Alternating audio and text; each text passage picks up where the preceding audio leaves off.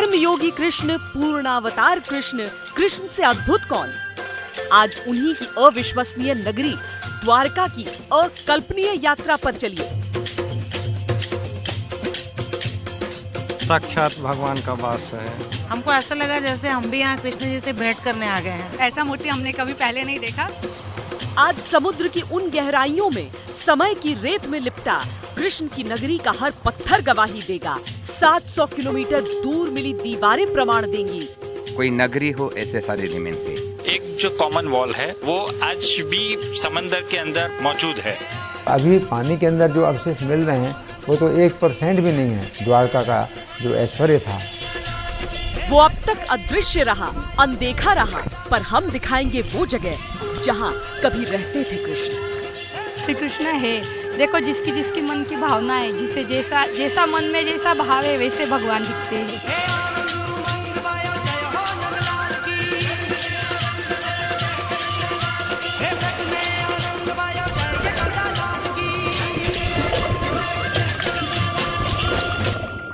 नमस्कार, मैं हूं श्वेता सिंह। द्वारका, श्री कृष्ण की नगरी द्वारका, जहां प्रवेश से पहले ही आप इस ऊंचे ध्वज को देखकर जान सकते हैं कि किस पावन धरती पर आपके कदम पड़ने वाले हैं। यूं तो श्री कृष्ण का जो साम्राज्य है वो सिर्फ इस धरती पर नहीं, हर एक मनुष्य के दिल पर है। लेकिन हम यहाँ पर उस अदृश्य साम्राज्य को देखने आए हैं, उसे तलाशने आए हैं, आपके सामने प्रस्तुत करने आए हैं, जो धरती की सतह पर ही नहीं बल्कि समुंदर के तल के नीचे भी है। आइए चलिए हमारे साथ उसी अद्भुत, अविश्वसनीय, अकल्पनीय दुनिया में। युग युग के अवतारी कृष्ण महाभारत के बाद कहां गए? वो समय तो कभी था ही नहीं जब मैं नहीं था, या तुम नहीं थे, या ये सारे लोग नहीं थे।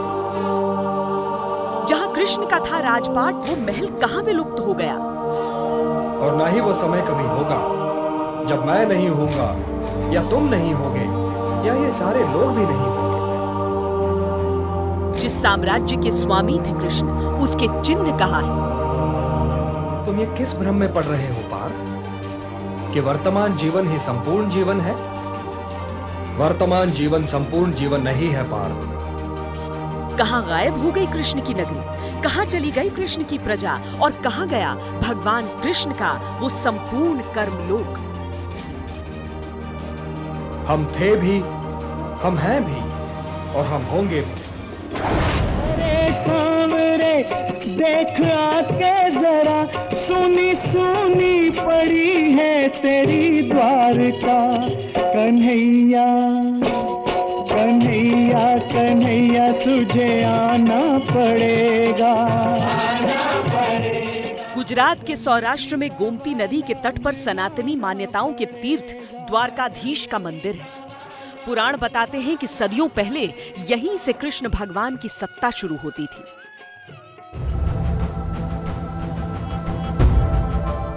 यहाँ का कण कण कृष्ण की कर्म लीलाओं का साक्षी हुआ करता था।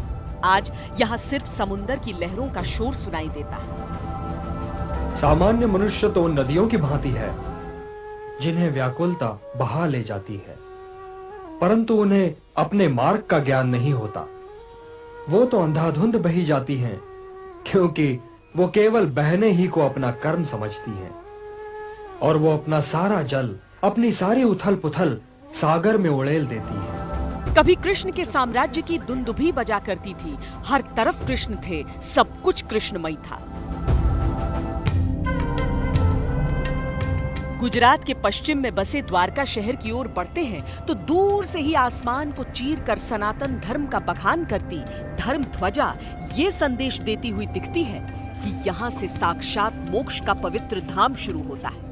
यहाँ से हिंदू धर्म का तपतीर्थ शुरू होता है। यहाँ से द्वारकाधीश का साम्राज्य शुरू होता है। स्वागत है आपका भगवान श्री कृष्ण के कर्मलोक की पावन भूमि पर। कर्मण्येवाधिकारस्ते मा फलेषु कदाचन, मा कर्म फल हेतुर्भूः माते संगोस्त्वा कर्मणि।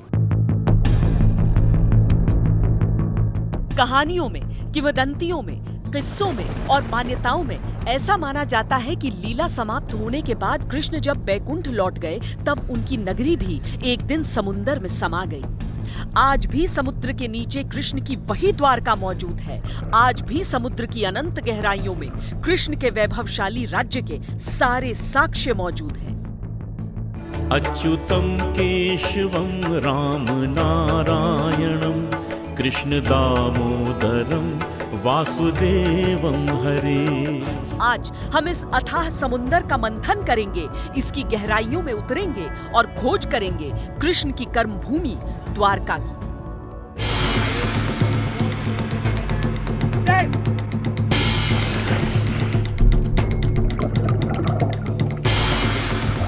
लेकिन समुद्र की गहराई में उतरने से पहले हमने द्वारका की पवित्र भूमि के दर्शन का निर्णय किया। भगवान कृष्ण मथुरा में जन्मे, गोकुल में पले बढ़े, फिर उन्होंने अपने साम्राज्य की स्थापना गुजरात के द्वारका में आकर की।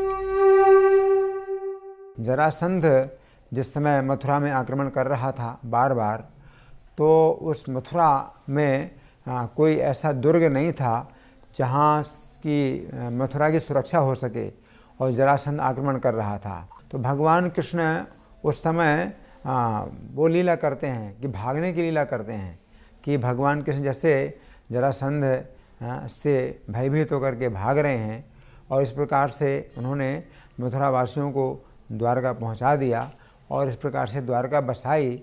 और उसमें ये दिखाया कि अब जरासंध आक्रमण नहीं कर सकता है क्योंकि वो समुद्र से घिरी हुई है। विष्णु पुराण में वर्णन मिलता है कि जिस स्थान पर कृष्ण ने द्वारका बसाई उसका नाम पहले कुशावती था। श्रीमद् भगवद गीता में भी द्वारका का वर्णन एक विशाल और वैभवशाली राज्य के तौर पर किया गया है। ये है पूरा नगरी सोने की थी, मगर सोना भगवान ने लय कर दिया। क्यों? कि कली आता था, कली का प्रयोजन था कि कलियुग में ये सोने के लिए झगड़ा होंगे, तो भगवान ने लोप कर दिया। 3 भाग डूब गया, 1 भाग बचा हुआ है, जिसमें ये भेद द्वारका जी का जगह है। द्वारकाधीश मंदिर तो अद्भुत है ही, इसके शीर्ष शिखर पर फहराता ध्वज भी अद्भुत है। दिन में 5 बार सेवादार बदलते हैं तो 5 बार ही ध्वजा भी बदली जाती है। ये समय है कि कम से कम 5 दफा ये ध्वजा बदली की जाती है रोज। सुबह 8 बजे से लेकर 1 बजे तक 3 दफा ध्वजा बदली की जाती है, और शाम को 5 बजे से 7 बजे तक 2 दफा ये ध्वजा बदली की जाती है। फिर भी आने वाले यात्री को कम से कम 4 साल तक इंतजार करना पड़ता है इस ध्वजा जी को बदली करने में। ध्वज बदलने की प्रक्रिया भी अविश्वसनीय है। ईश्वर से मन्नत मांगने वाले भक्त ध्वज बदलने का संकल्प उठाते हैं, लेकिन कहते हैं यहाँ पर वेटिंग इतनी लंबी है कि 3-3 साल में 1 दफा ध्वज बदलने की बारी भक्तों को मिल पाती है। एक बार ध्वज बदलने में 50,000 से 1 लाख रुपए का खर्च आता है। मान्यता है कि ये ध्वज सूर्य और चंद्रमा को दर्शाता है, यानी जब तक सूर्य और चंद्रमा है तब तक श्री कृष्ण है।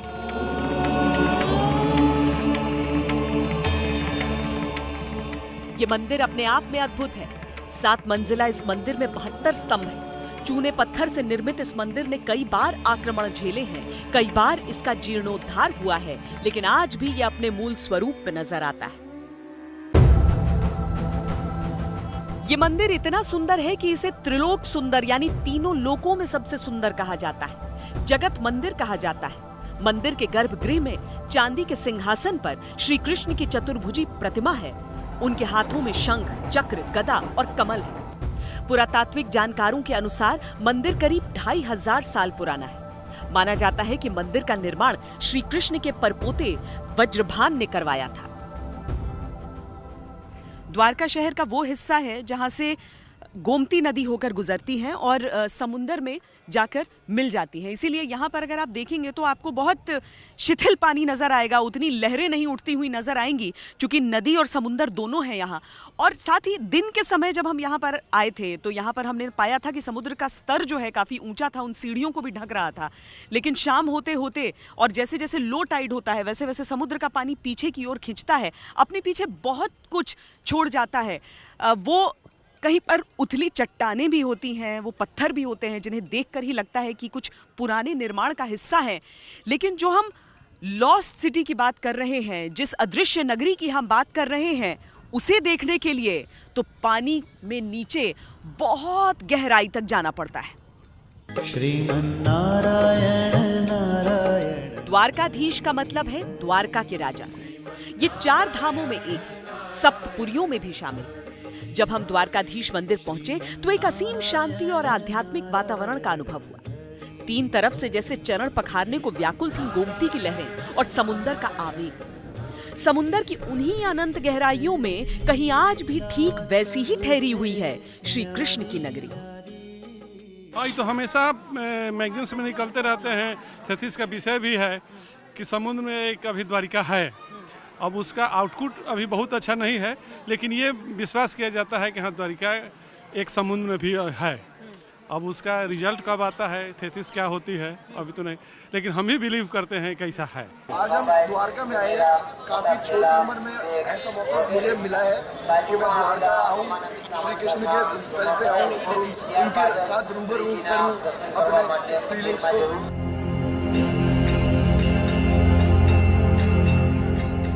मंदिर से समुद्र की ओर बढ़ते हुए हमें पानी के 5 कुएं दिखे, जिनमें से पानी लेकर भक्त बड़ी श्रद्धा से पी रहे थे। चूंकि यहाँ अरब महासागर के पानी में नमक की मात्रा बहुत अधिक है, हमने जानना चाहा कि वो खारा पानी क्यों पी रहे हैं। तो यहाँ पर बहुत अलग अलग चीजें आपको देखने को मिलेंगी। उसी में यह पांडव कुआं भी देखने को मिलता है, जहाँ पर 5 पांडवों के नाम का एक कुआं है। और ये पानी क्या खारा था? खारा नहीं था, अभी मीठा पानी यहाँ से निकलता है। पानी मीठा पानी निकलते। और देखिए, आप वहाँ पर समुंदर देख सकते हैं। वहाँ पर जैसे ही रेतीला टीला खत्म हो रहा है, वहीं पर है समुंदर, और उसके इतने नजदीक 5 कुएं, जहाँ पर जो 5 कुंड हैं, उसमें पानी मीठा कैसे आता है?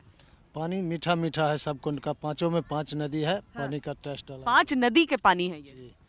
पहला तो है गोमती नदी, दूसरा है जम्बूवती, तीसरा है कुशावती, 4 में है चंद्रभागा, 5 में है लक्ष्मणा गंगा। जी। ये पूर्ण क्षेत्र लंबे समय से लोगों की श्रद्धा और पुरातत्व विशेषज्ञों की कौतूहल का केंद्र रहा है। लेकिन इसका इतिहास जानने का पहला प्रयास 1963 में हुआ। पहली कोशिश में जो चीजें मिली वो करीब 2000 साल पुरानी थी और श्री कृष्ण के काल से कोई सीधा संबंध नहीं जुड़ रहा था। लेकिन 1979 में जब द्वारकाधीश मंदिर के इर्द गिर्द विकास का काम चल रहा था, तब सामने के क्षेत्र की खुदाई में कुछ ऐसी चीजें मिली जिनके ईसा पूर्व 2 ईस्वी के होने का प्रमाण था और प्राचीन सभ्यता के जलमग्न होने के संकेत भी मिले। इसी के आधार पर 1981 में उस अदृश्य अनदेखी नगरी की तलाश शुरू की गई, जो हजारों साल से सिर्फ किस्से कहानियों और आस्था का ही हिस्सा थी। 1979 में एक एक्सकेवेशन हुआ भारतीय पुरातत्व सर्वेक्षण द्वारा, और 2005 से लेकर 2007 तक अंडर वाटर आर्कियोलॉजी विंग ने यहाँ पर व्यवस्थित उत्खनन किए और यहाँ प्राप्त अवशेषों का अध्ययन किया। तो इस प्रकार 1904 से ये शुरू हुआ और 2007 में एक बहुत ही व्यवस्थित अध्ययन किया गया यहाँ के पुरावशेषों का। लेकिन उस जलमग्न नगरी तक जाने से पहले आध्यात्म का एक और छोर समतल धरती पर ही मौजूद था, जहां हमें जाना था। बेट द्वारका, जो द्वारका से करीब 30 किलोमीटर दूर ओखा के आगे एक द्वीप है। कहा जाता है कि द्वारकाधीश वो स्थान है जहां से श्री कृष्ण की सत्ता चलती थी और बेट द्वारका उनका महल था जहां वो रहा करते थे।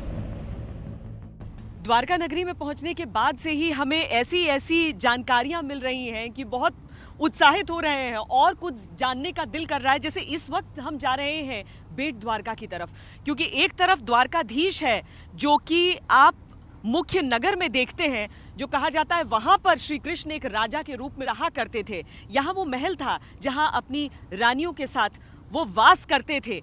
वहां पर बहुत सारे निशान बताए जाते हैं श्री कृष्ण के, आज भी मौजूद हैं। तो हम भी बहुत उत्सुक हैं जानने के लिए कि वहां पर हम पहुंचते हैं तो हमें क्या क्या देखने को मिलता है। ओखा से लगभग 5 किलोमीटर का सफर तय करके हम पहुंच चुके हैं बेट द्वारका। ये मेरे पीछे जो आप द्वीप सा देख रहे हैं इस वक्त, यही वो इलाका है और यहाँ करीब करीब बताया जा रहा है कि 10,000 की आबादी है। बड़ी संख्या में लोग यहाँ पर मछुआरे हैं और उसके जरिए अपना जीवन यापन करते हैं, लेकिन बहुत बड़ी तादाद में लोग पर्यटन पर भी निर्भर हैं, क्योंकि कई श्रद्धालु यहाँ पर आते हैं यहाँ के दर्शन करने के लिए और इस धरती से अपने श्री कृष्ण को पाने के लिए।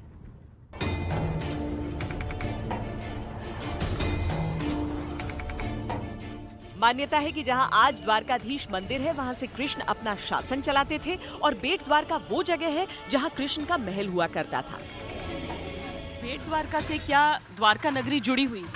हाँ जी, बेट द्वारका और द्वारका नगरी दोनों एक ही दर्शन है। द्वारका नगरी है भगवान का राजधानी है और बेट द्वारका है भगवान का रेसिडेंट है। ये द्वारका जी है वो भगवान का घर है। गोमती द्वारका भगवान का राज दरबार है। जैसे अपना ऑफिस और घर अलग रहते हैं, उसी तरह से ठाकुर जी द्वारका जी में रहते थे। यहाँ द्वारका जी में राज करते थे, यहाँ रहते थे। मतलब वो ऑफिस और ये घर? ऑफिस है, ये घर है।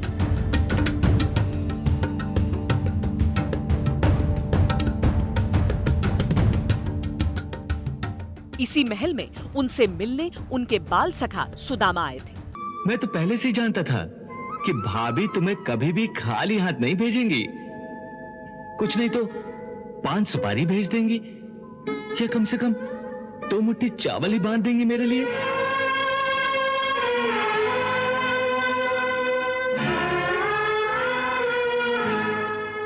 अमृत लाए हो मेरे लिए और छुपाए छुपाए फिर रहे हो।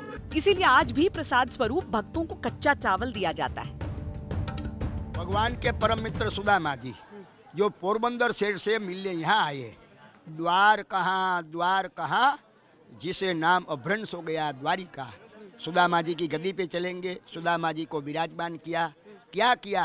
हाय महा दुख पायो सखा, तू की आयो नहीं इतने दिन खोई। देख सुदामा की दीन दशा, करुणा कर के करुणा निधि रोई। महाभारत युद्ध के दौरान मदद मांगने अर्जुन और दुर्योधन भी इसी महल में आए थे। अपने अनुज का हृदय तो नहीं तोड़ सकता ना। अच्छा वासुदेव, मैं जाकर दाऊ को प्रणाम करता हूँ। हाँ। यहीं से कृष्ण ने युद्ध में अर्जुन का सारथी बनना स्वीकार किया था। मुझे नारायण चाहिए, केवल नारायण। पार्थ, मैंने तो कदाचित तुम्हारा सारथी बनने के लिए ही जन्म लिया है। मुख्य द्वारका और बेट द्वारका दोनों श्री कृष्ण के साम्राज्य के अहम भाग हुआ करते थे। जब द्वारका समुद्र में डूब गई, तब शायद ये दोनों हिस्से अलग हो गए और बेट द्वारका एक द्वीप जैसा दिखने लगा। वहाँ जाने का कोई रास्ता भी था? यहाँ से वहाँ जाने का अंडरग्राउंड साधु संत लोग जाते थे। हाँ। लेकिन बीच समुद्र में बसी हुई बेट द्वारका है और बेट द्वारका से 30 किलोमीटर मेन द्वारका है। हाँ। तो आज तो हम लोग जैसे बोट से आ जाते हैं, लेकिन तब कैसे जाते होंगे? या तो समुद्र ऊपर नहीं था? पहले नाव से, द्वारका जी में भी नाव से जाते थे। और साधु संत और श्री कृष्ण जी कैसे जाते होंगे? श्री कृष्ण जी अपना हवाई जहाज है गरुड़ के ऊपर। अच्छा। जैसे अभी लोग हवाई जहाज में आते हैं, उसी समय में गरुड़ के सवारी करके भगवान घर पधारते हैं। अच्छा, आप एक गुप्त गुफा की भी बात कर रहे थे यहाँ पर? हाँ, गुप्त गुफा है, बहुत हजारों साल पुरानी है। अभी साधु संत लोग अंदर जाते थे, लेकिन अभी क्लोज करके रखा है। अच्छा, पर वो है।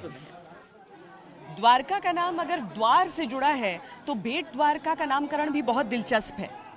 इसके पीछे जो कहानी है वो बताती है कि बेट द्वारका दरअसल भेंट द्वारका का अपभ्रंश है।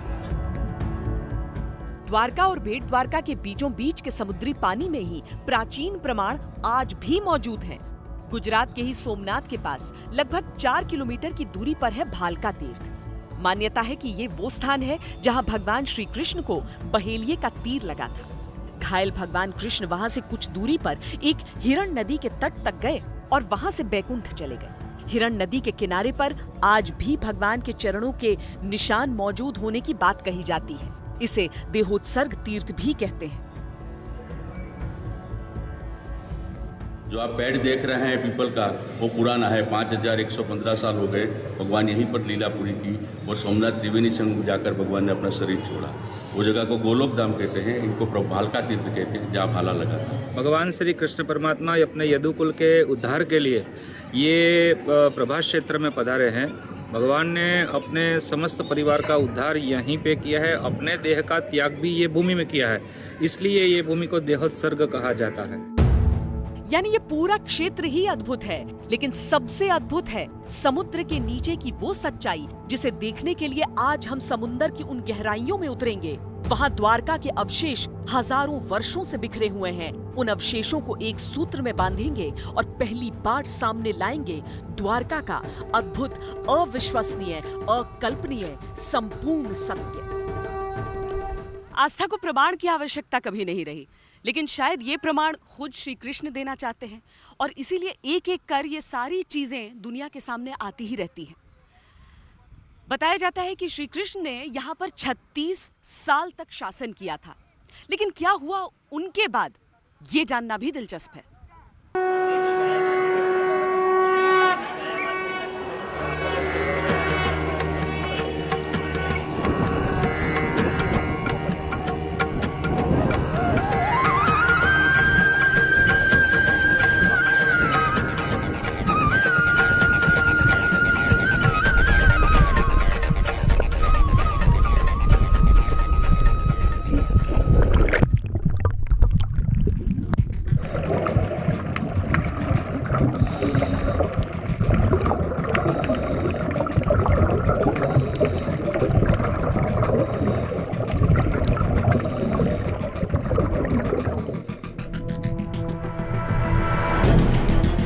दिलचस्प तो है, पर आसान बिल्कुल नहीं है। यही कारण है कि इतने सालों में पुरातत्ववेत्ता मुश्किल से चंद कदम चल पाए। जिस क्षेत्र में श्री कृष्ण की जलमग्न नगरी के संकेत मिले हैं, वहां समुद्र की गहराई 150 फीट तक है, यानी पानी के सतह पर रहते हुए किसी भी तरह की पड़ताल संभव ही नहीं। और पानी के नीचे उतनी गहराई तक कोई डाइविंग एक्सपर्ट ही जा सकता है या फिर जाने की ट्रेनिंग दे सकता है।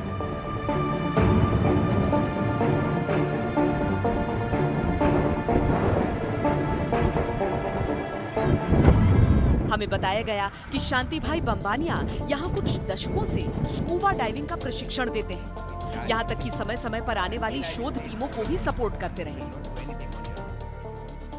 80s में पहली बार जाकर देखा गया कि कुछ ऐसे पत्थर हैं, ऐसे अवशेष हैं जिससे लगा कि वो द्वारका नगरी हो सकती है, उसका महल का हिस्सा हो सकता है। जिसके बाद बहुत मरीन आर्कियोलॉजिस्ट्स ने इसके बारे में रिसर्च करना स्टार्ट किया। आप जब नीचे जाते हैं तो आप क्या देख पाए हैं?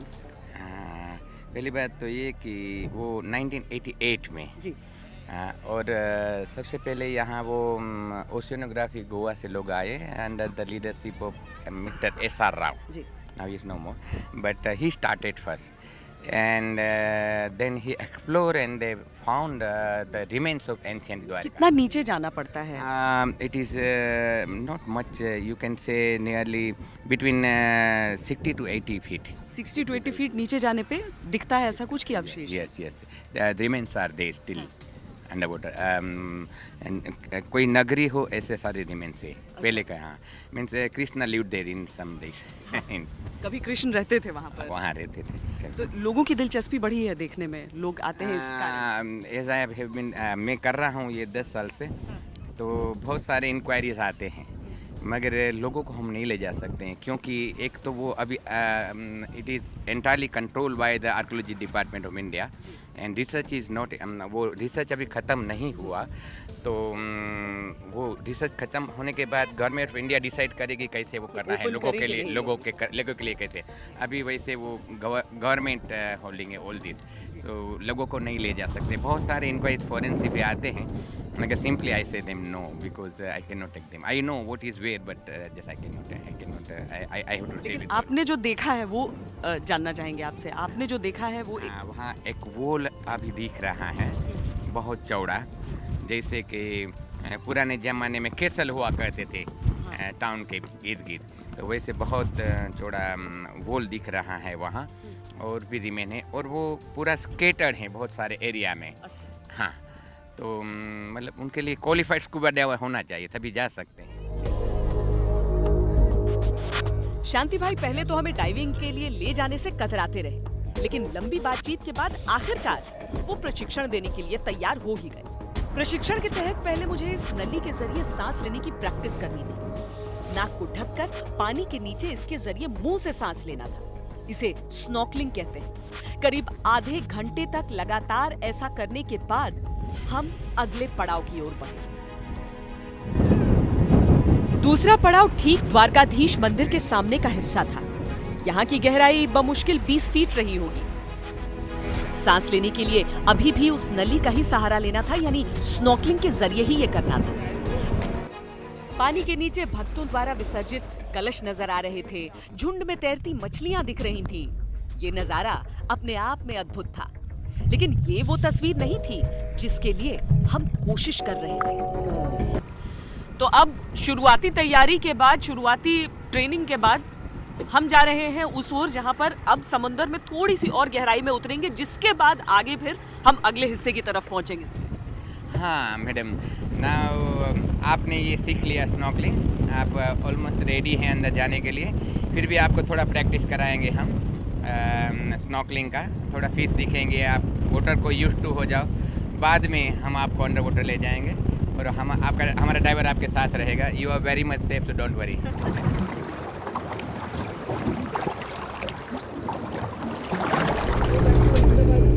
इस पड़ाव को भी सफलता से पार करने के बाद शांति भाई हमें असली जगह ले जाने को तैयार हुए।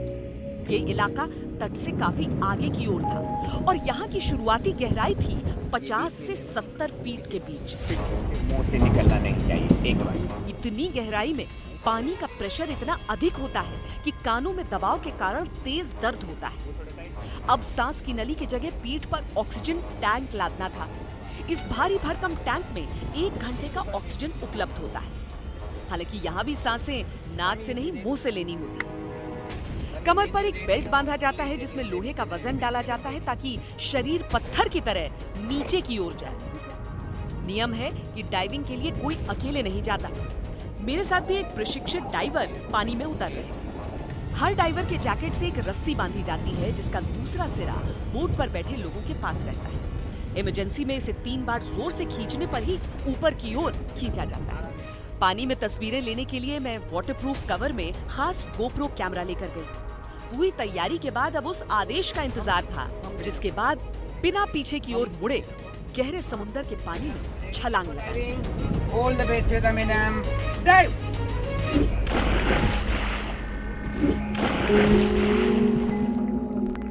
जैसे जैसे शरीर नीचे की ओर जा रहा था, कान के पर्दों पर दबाव हद से अधिक बढ़ता जा रहा था। अपने ही सांस के बुलबुले कुछ देख पाना मुश्किल कर रहे थे, लेकिन श्री कृष्ण की उस अलौकिक नगरी को देखने की उत्सुकता हर दर्द पर हावी थी। लोहे के वजन के कारण भारी शरीर जब समुद्र तल पर जाकर टिका तो आसपास अविश्वसनीय दृश्य था। एक ऐसा लोक जो किसी दूसरी दुनिया का प्रतीत होता था। रंग बिरंगी मछलियां छू छू कर निकल रही थी, लेकिन हमारी नजरें तो उन दीवारों को ढूंढ रही थी जहां कभी श्री कृष्ण का वास था। समुद्री पौधों की परतों से तल ढका हुआ था, इसीलिए शुरुआत में ये एहसास ही नहीं हुआ कि वहां क्या है। लेकिन जब उन पौधों के नीचे झांकते पत्थरों को ध्यान से देखा तो लगा वो प्राकृतिक नहीं बल्कि मानव निर्मित ढांचे का हिस्सा है।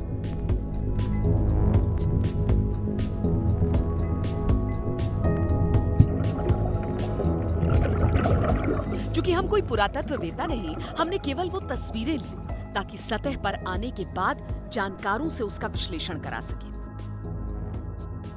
सतह पर तैरती नाव से बहुत दूर तक जाना सही नहीं था, लिहाजा लगभग 100 मीटर की गोलाई में ही हम अपनी पड़ताल करते रहे। लगभग आधे घंटे का समय पानी के नीचे बिताने के बाद उस दायरे की पूरी तस्वीर तो देख ली, लेकिन सही कहें तो मन नहीं भरा।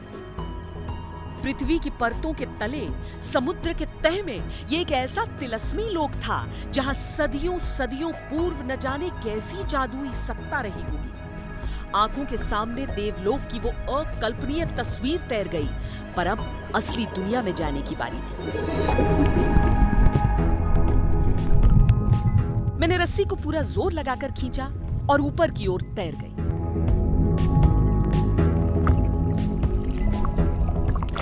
समुद्र के नीचे की एक तस्वीरें होती हैं जो कैमरे में कैद होती हैं, और दूसरी वो तस्वीरें होती हैं जो आपकी आंखों के जरिए आपके जहन में कैद हो जाती हैं हमेशा के लिए। जब आप पानी के नीचे जाते हैं, या यूं कहूं कि जब मैं पानी के भीतर गई, तो शुरुआत में तो कुछ देर आपके कानों पर इतना ज़्यादा दबाव रहता है कि आपको खुद समझ पाना मुश्किल होता है, लेकिन चूंकि आप एक प्रशिक्षक के साथ रहते हैं, इसीलिए उस आत्मविश्वास के साथ नीचे जाइए। और जब एक एक चीज़ें खुलकर सामने दिखने लगती हैं, जब उन मछलियों के साथ, उस रेत के साथ, उस रेत के पीछे का जो समय है वो आपकी आंखों के सामने घूमने लगता है, तब आपको लगता है कितना भी समय यहाँ इस समुद्र के नीचे, समुद्र के पानी के साथ बिता लें, आपको कम ही लगेगा, क्योंकि वो पूरा वक्त, वो सदियां आप एक एक कर समेटते जाते हैं अपने साथ।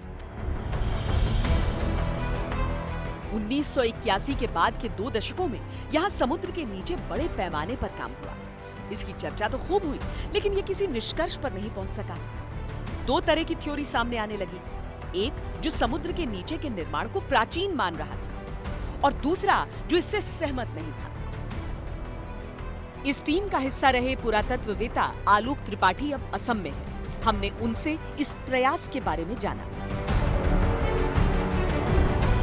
एक बहुत बड़े क्षेत्र में वहाँ पे पुरावशेष बिखरे हुए हैं, तो हम लोगों ने एक 200 मीटर का इलाका सेलेक्ट किया समुद्र के बिल्कुल किनारे पे, और उसका हम लोगों ने एक्सप्लोरेशन किया। और उसके बाद उस पूरे क्षेत्र में अवशेषों की स्टडी के बाद हम लोगों ने एक 50 मीटर बाई 50 मीटर का क्षेत्र जो है वो सेलेक्ट किया डिटेल्ड स्टडी के लिए। और उस क्षेत्र में हमको मकानों के अवशेष प्राप्त हुए, जो कि पत्थर के ब्लॉक्स हैं मेनली, और ये ब्लॉक्स जो हैं वो इस अलग अलग शेप्स के हैं, अलग अलग साइज के हैं, काफी बड़े साइज के हैं। 6 वर्षों के ब्रेक के बाद जब 2007 में एक बार फिर द्वारका में काम शुरू हुआ, तो नियोजित ढंग से अलग अलग क्षेत्रों को चिन्हित किया गया, दीवारों पर नंबरों के साथ ग्रिड लगाए गए, निर्माण में उलझे पौधों को एक एक कर हटाया गया। लेकिन समुद्र के खारे पानी में सदियों से जलमग्न पत्थरों पर कैल्शियम युक्त कठोर जमाव था। इसे साफ करना बहुत कठिन था। एक बार ये साफ हुआ तो आकृति स्पष्ट होने लगी। काम चल ही रहा था कि टीम को यहाँ से वापस बुला लिया गया, क्योंकि देश में मरीन आर्कियोलॉजी का एक ही दस्ता है। 10 साल बीतने के बाद भी यहाँ काम आगे नहीं बढ़ पाया है। सीमित क्षेत्र में एक 50 मीटर बाई 50 मीटर के एरिया में हम लोगों का अन्वेषण जो था वो मूल रूप से केंद्रित था। तो समुद्र के अंदर काम करना एक बहुत ही दुष्कर है, और समुद्र बहुत विशाल है, और अंदर जब हम काम करते हैं तो एक व्यक्ति जो है बहुत ही सीमित समय तक वहाँ काम कर सकता है, ज़्यादा से ज़्यादा 3 घंटे। ये क्षेत्र सीधे तौर पर लोगों की आस्था से जुड़ा है। कृष्ण की जिस नगरी के संकेत सदियों से लहरों में समाये हैं, उन्हें अगर फिर संजोया जाए तो वो दृश्य कितना अद्भुत होगा। वैसे राज्य सरकार की योजना है कि आने वाले दिनों में वाटरप्रूफ सीसीटीवी के जरिए द्वारका नगरी में पानी के नीचे की तस्वीरों का सीधा प्रसारण तट पर किया जाएगा। पहले किसी को इसमें अधिक रुचि नहीं थी। यहाँ पर दर्शनार्थी आते जरूर थे, आस्थावान आते जरूर थे, श्री कृष्ण के दर्शन करते थे।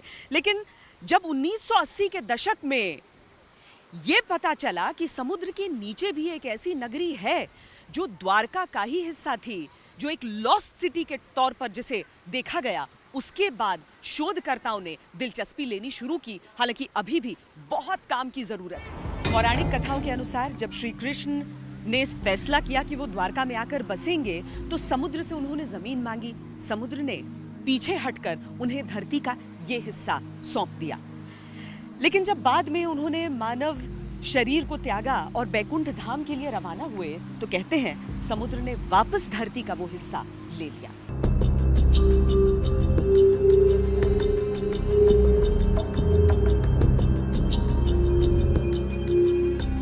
प्राचीन काल में कई द्वारों का शहर होने के कारण इस स्थान को द्वारका कहा जाता था।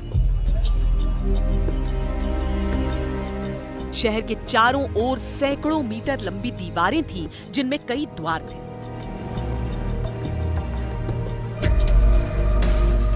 समुद्र के नीचे जो मानव निर्मित दीवारों का ढांचा है, माना जाता है यही वो दीवारें हैं जो कभी द्वारका को घेर कर सहेजे रखती थी।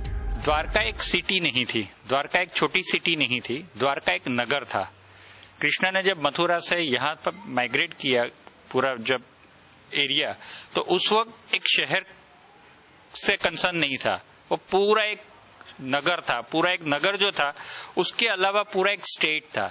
तो वो जो स्टेट था, वो स्टेट यहाँ तक फैला हुआ था। यहाँ कदमबंद यानी भरूच तक वो उनका एरिया था, और उससे भी आगे थोड़ा था, तो वहां तक वो पूरा फैला हुआ एरिया था।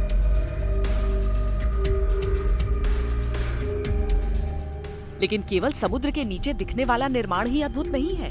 ताजा रिसर्च में सामने आया है कि दीवार के अवशेष काफी आगे तक फैले हैं। ये दीवार द्वारका से शुरू होती है और सूरत के डभारी तक पहुंचती है। वहां के पास के समुंदर में भी उसके हिस्से पाए गए हैं, जिसका सीधा सा अर्थ है कि वो दीवार कम से कम 700 किलोमीटर के क्षेत्र में फैली थी। यहाँ से लेके द्वारका तक आर्कियोलॉजिकल सर्वे ऑफ इंडिया ने भी उसके लिए एक वेबसाइट अपने यूट्यूब पे वीडियो भी जारी किए हैं। एक जो कॉमन वॉल है, जो द्वारका डभारी से लेके द्वारका तक पूरी लंबी खींची हुई थी, और दैट वाज कंपाउंड वॉल। हम जैसे कंपाउंड वॉल बोलते हैं, ऐसी एक कंपाउंड वॉल थी वो नगर की, और वो आज भी समंदर के अंदर मौजूद है। ये इसकी अगर हालत देखे या कंडीशन देखे तो आज जैसे जर्जरित मकानों की कैसे हालत है, कहीं कहीं बीच बीच में टूटी हुई भी है, लेकिन एक कंटिन्यूटी में आज भी वो दीवार समंदर के अंदर है। इस रिसर्च से इतना कहा जा सकता है कि द्वारका एक छोटा शहर नहीं था, बल्कि एक संपूर्ण विस्तृत राज्य था, जिसके राजा श्री कृष्ण थे। कृष्ण जीवन का सार सिखाते हैं, व्यर्थ की चिंता, व्यर्थ के डर से मुक्त करते हैं, भविष्य की जगह वर्तमान में जीने का पाठ पढ़ाते हैं, कर्म का सबसे बड़ा मर्म समझाते हैं। पर आज श्री कृष्ण की निशानियों के साक्षात दर्शन के लिए आवश्यक हो चला है कि समुद्र का मंथन एक बार और हो, जो काम शुरू किया गया है उसे निष्कर्ष पर पहुंचाया जाए।